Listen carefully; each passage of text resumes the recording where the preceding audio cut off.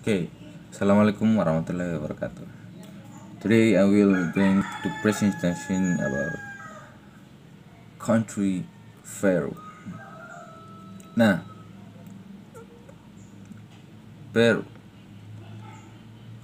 adalah sebuah negara di Amerika Selatan bagian barat berbatasan dengan Ekuador dan Kolombia di utara, Brasil di timur,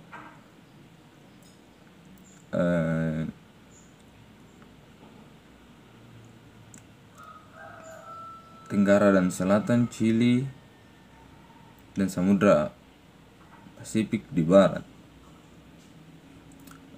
Menurut bahasa penduduk asli Peru, yaitu bahasa Quechua, istilah Peru berarti tanah yang berlimpah. Hal ini cocok dengan kenyataan Peru sebagai tanah yang kaya dengan kentang, tomat dan alpukat, dan banyak tanaman lainnya. Di ibu kota Peru, Lima pernah menjadi kota paling kuat di Amerika Selatan, tetapi menjadi jatuh ketika Spanyol membangun kerajaan yang jahat di Rio de la Plata. Bahasa resmi Peru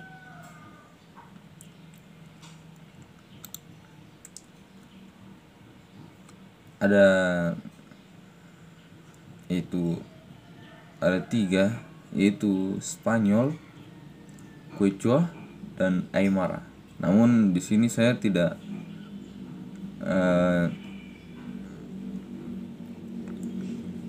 mencantumkan Quechua karena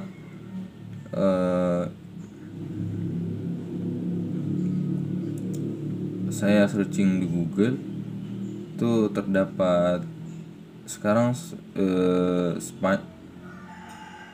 Peru cuma menggunakan dua bahasa saja, yaitu Spanyol dan Aymara untuk sekarang ini.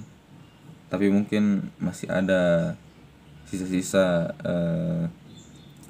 orang yang masih menggunakan bahasa tersebut.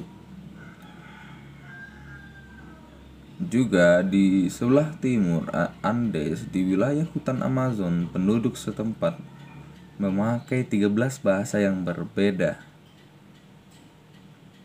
Dan ya.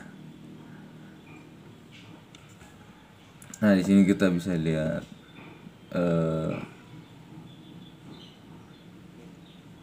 mereka menggunakan bahasa Spanish.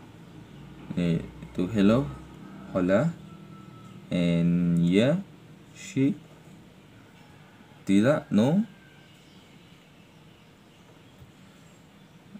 terima kasih, gracias, siapakah namamu, cómo se la es usted,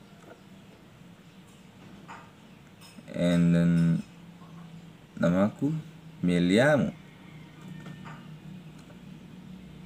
Okay.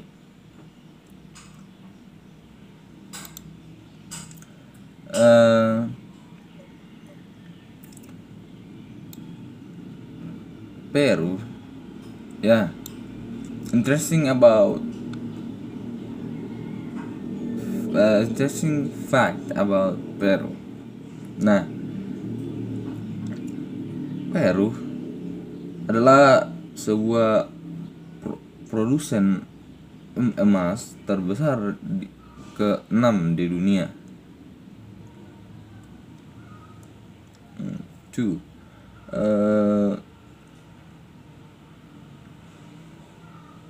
Kentang berasal di Peru dan di sana terdapat 1.500 variasi kentang yang berbeda, termasuk 3.600 variasi kentang yang beracun dan 2.105 variasi yang bertautan dengan air dan 307 variasi yang hidup di cabang-cabang pohon. Selebihnya itu kentang yang hidup dan tumbuh di tanah. Oh, banyak sekali. 3. Kapas terbaik di dunia itu Pima dan Tangius itu berasal dari Peru. Nah, keempat, di Peru jumlah saman maksudnya paranormal atau dukun itu di sana terbanyak, kedua setelah India di dunia.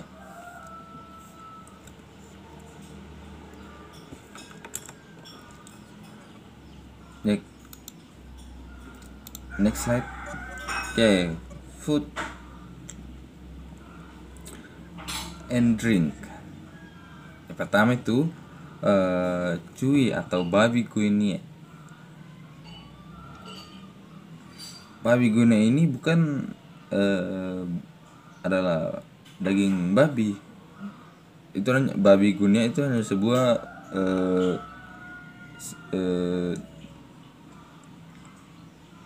istilah, maksudnya bahasa di sana itu maksudnya itu adalah kelinci bakar. Soalnya babi guinea itu bahasa Spanyol. Nah, cuy atau babi guinea, babi guinea, ya, kelinci bakar adalah makanan tradisional yang dihidangkan di Peru. Nah, next,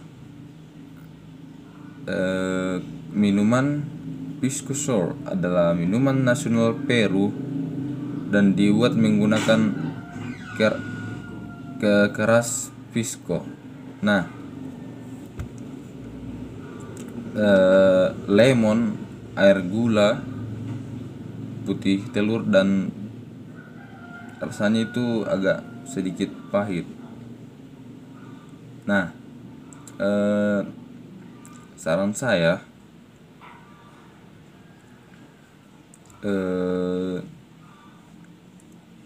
ini tidak dianjurkan bagi wisatawan yang beragama Muslim karena ini adalah minuman yang beralkohol. Oke. Slide. Oke. Travel destination. Nah, Taman Nasional Huascaran. Taman Nasional Huascaran, taman seluas 3.340 hektar. Ini merupakan Taman Nasional Peru yang terdiri dari sebagian besar barisan pegunungan disebut dengan Cordillera Blanca. Pegunungan tersebut merupakan barisan pegunungan tropis yang tertinggi di dunia. Keberadaan tanah ini sangat berpengaruh pada kehidupan makhluk hidup yang tinggal di dalam dan di sekitarnya. Taman ini juga mencakup daratan tinggi, padang rumput puna yang mana 6.000 meter puncak dan gletsernya membentuk wilayah pegunungan yang terkenal di dunia, termasuk lebih dari 600 gletser, hampir 300 danau, dan 41 anak sungai dari 3 sungai penting yaitu Sungai Santa, Pativisa, dan Marano. Spektrum luas dari fitur dan proses geologis yang luar biasa sehingga membentuk geomorfologi yang mengesankan adalah pemandangan mendasar yang sangat menakjubkan dari Taman Nasional Peru ini. Nah, lanjut. Ya, wisata yang paling penting menurut saya yaitu benteng Machu Picchu dari kerajaan Inca kedua. Nah,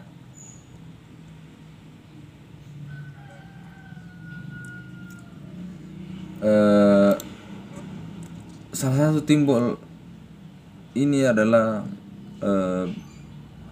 salah satu simbol kerajaan Inca yang paling terkenal saat ini adalah kota ini, benteng kuno ini, yaitu Machu Picchu, yang dibangun di antara puncak Machu Picchu dan Huayna Picchu. Dibangun sekitar tahun 1450 di ketinggian sekitar 2350 meter di bawah permukaan laut. Machu Picchu berada di atas lembah Urubamba, lokasi pengungsian pegunungan Andes, Peru. Benteng ini juga berlokasi di jalan yang sempit di sepanjang sisi gunung yang curam. Yang teras dibangun di tebing berbatu yang menghadap ke jurang sungai Urubamba,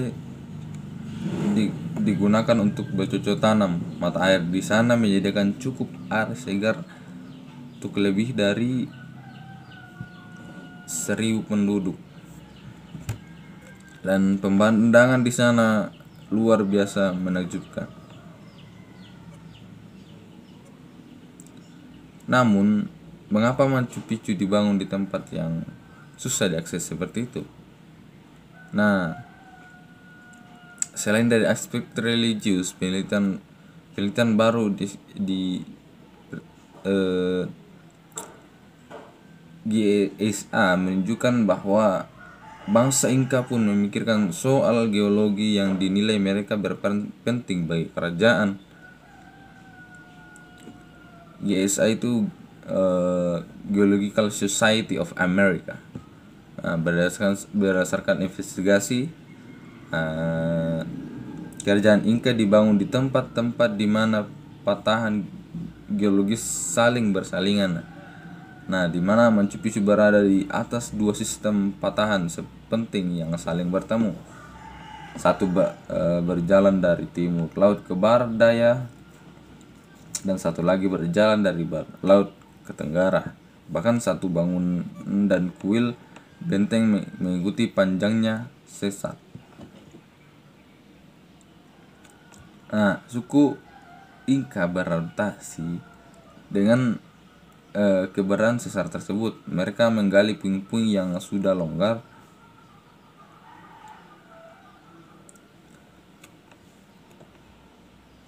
blok granit yang digali ini kemudian digunakan untuk membangun dinding dan bangunan. Nah, sejalan dengan patahan tersebut, granit keras yang dipakai untuk membangun Machu Picchu yang disebut batolit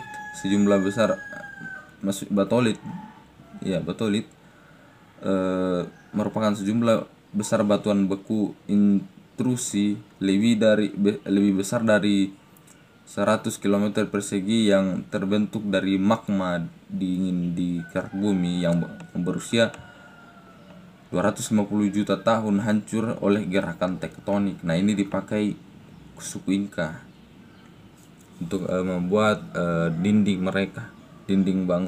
rumah mereka.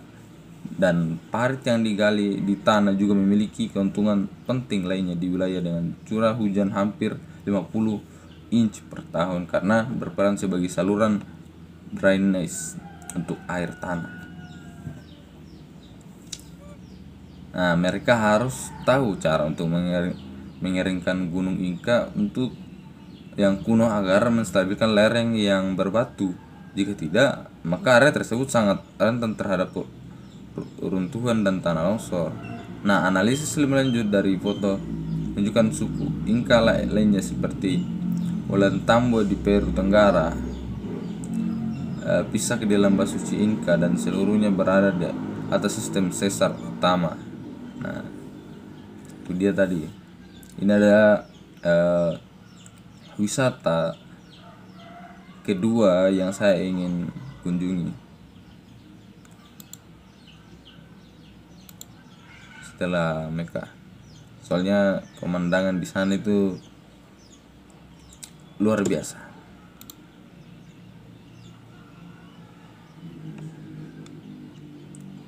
Oke, one of the best campus in Peru itu Universitas Nacional San Marcos. Nah, San Marcos ialah satu perguruan tinggi negeri di Lima, di kota Lima. Universitas ini didirikan pada masa pemerintahan Carlos I dari Spanyol. Didirikan pada tahun 1551. Wow. Dan adalah perguruan tinggi tertua di benua Amerika. Nah, ronde tertua perguruan tinggi ini mempunyai di kawasan yang sekarang menjadi pusat kota Lima. Namun kegiatan akademisnya sendiri mempunyai di ruangan yang dinamakan Ciudad Universitaria, kota universitas maksudnya. Universitas ini diasumsikan oleh banyak orang Peru sebagai institusi paling dihormati di negara tersebut dalam hal pendidikan tinggi dan juga sebagai perguruan tinggi utama sebagai penelitian ilmiah. Nah, lanjut. Nah, things need to avoid in negara Peru. Nah, ketika itu pertama cash. Ketika Anda berada di Peru, sebagian besar toko terkadang menolak pembayaran non tunai, maksudnya dengan kartu. Nah, secara umum orang Peru itu lebih menyukai mata uang mereka, namun tidak sedikit juga sih orang Peru yang menyimpan banyak uang dalam bentuk kertas dolar es. Tapi ada baiknya Anda perlu membawa beberapa uang tunai untuk mempermudah semua kegiatan Anda jika berada di Peru. Oke. Kedua, di sini water unfit. Anda di sini air keran di Peru sangat beracun. Nah, Anda perlu yang air keran di Peru itu sangat beracun yang telah dibuktikan oleh para banyak turis dan yang kontak langsung dengan air tersebut. Nah, oleh karena itu, jika Anda membutuhkan air, jangan asal untuk membuka keran di sana, karena ya ini dia tersebut. Menyikat gigi dengan air keran di Peru dapat menyebabkan rasa terbakar di dalam mulut. Nah, ini jika sembarangan membuka keran, ada juga melunturkan wajah dan bahkan kadang-kadang meratakan tulang rahang. Wow, sangat. Oke. Be careful not to get lost in the forest. Oke, ini ya kita tahu itu jika jangan sampai tersesat di hutan, karena di Peru itu adalah hutan sebagainya adalah hutan liar. Nah, contohnya Amazon. Nah, bagaimana jika sampai tersesat ke hutan Amazon? Nah, di hutan Amazon ini di Peru adalah habitat bagi 100 jenis kelelawar vampir.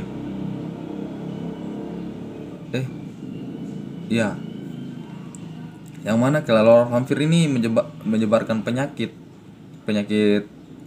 macam anjing gila dengan cara menghisap darah anak-anak di hutan. Nah, bayangkan jika Anda traveling membawa anak terus dia tidak diperhatikan, dia tersesat. Nah, terus di hutan ini nanti dia digigit. Nah, ini perlu diperhatikan, jangan sampai tersesat, karena ya anak-anak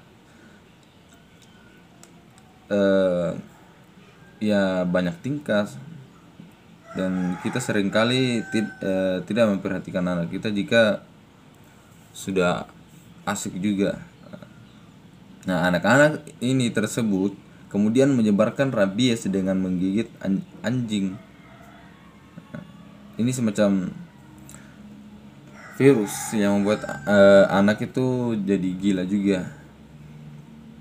Nah, tidak hanya kelelawar, setiap tahunnya hampir 20.000 orang di Peru dibunuh oleh suku kanibal di hutan Amazon. Nah, bukan hanya anak-anak, orang tua juga perlu berhati-hati jika tersesat di hutan ini, karena ya ditakutkan karena bertemu nanti suku kanibal ini, dan itu takutnya dibunuh untuk dimakan oleh suku kanibal.